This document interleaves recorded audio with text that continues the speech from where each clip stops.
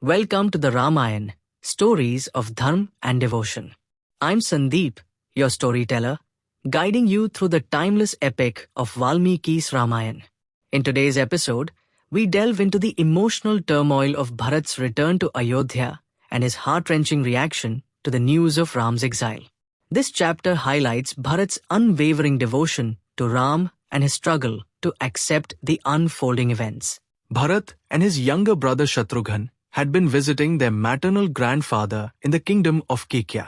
Their time there had been filled with joy and familial bonding, unaware of the seismic events that had unfolded in Ayodhya during their absence. One morning, a royal messenger arrived in Kaikeyi, bearing urgent news from Ayodhya. The message was brief. King Dasharath had passed away, and Bharat's presence was needed immediately. No mention was made of Ram's exile or the circumstances surrounding Dasharath's demise. Bharat, stunned by the news, immediately prepared to return to Ayodhya, his heart heavy with grief. Shatrughan, sensing the gravity of the situation, accompanied his elder brother, their minds clouded with questions and an uneasy sense of foreboding. As Bharat approached Ayodhya, a strange stillness greeted him. The streets, once vibrant and filled with life, seemed desolate. The people, who normally welcomed the royal family with cheers and garlands, stood silently, their faces marked with sorrow. Bharat's unease grew with every step. At the palace gates, Bharat was met by a solemn assembly of ministers and courtiers. Sage Vashisht, the family's revered guide, stood among them. Bharat dismounted from his chariot, his voice trembling. "Where's my father? Where is Ram? Why does Ayodhya look like a city in mourning?" The courtiers exchanged uneasy glances, unable to meet Bharat's eyes. Finally, Vashisht stepped forward. "Bharat," he said gently, "there's much you must know. But first, let us go inside." In the palace, Bharat was led to the chamber where his mother, Kaikeyi, awaited him. She sat poised, but there was a shadow of unease in her demeanor. Bharat rushed to her, his grief spilling over. "Mother, tell me, what has happened? Where is father? Why is the palace filled with sorrow?" Kaikeyi, her voice measured, began to speak. "My son, your father is no more. He passed away, burdened by his love for Ram." Bharat staggered back, his face pale. "What do you mean, mother? Where is Ram? Why would father grieve for him?"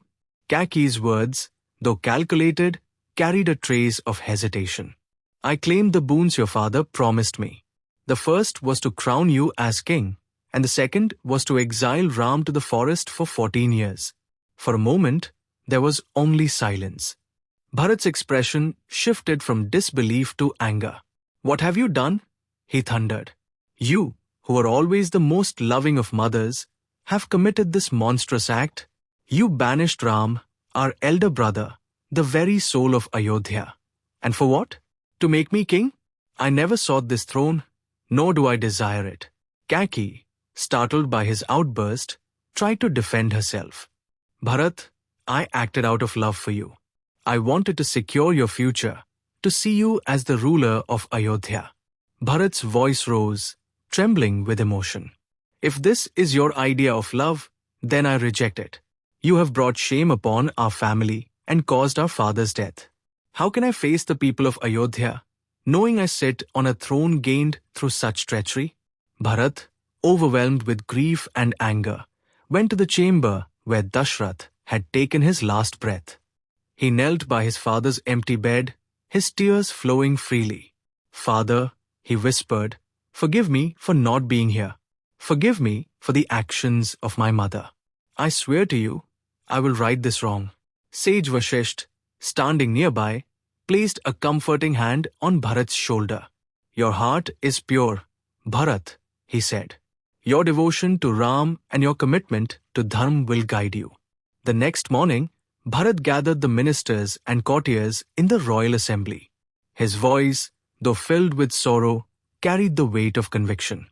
"I reject the throne of Ayodhya," he declared. "Ram is the rightful king.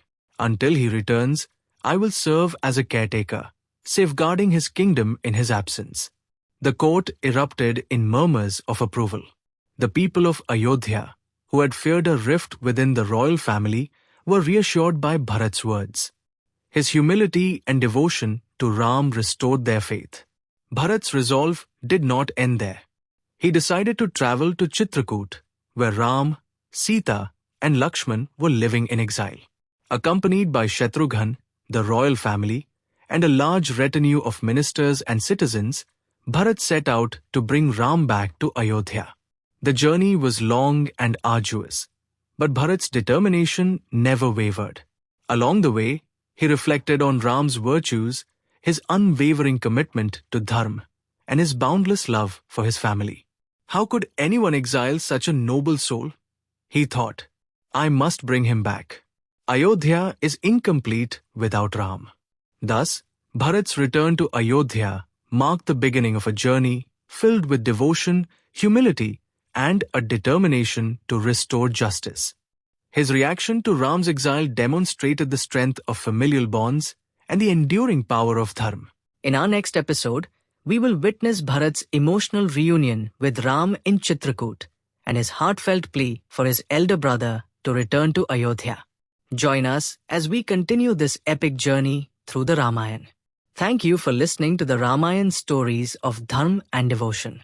Please share this podcast with friends and family to keep these timeless stories alive.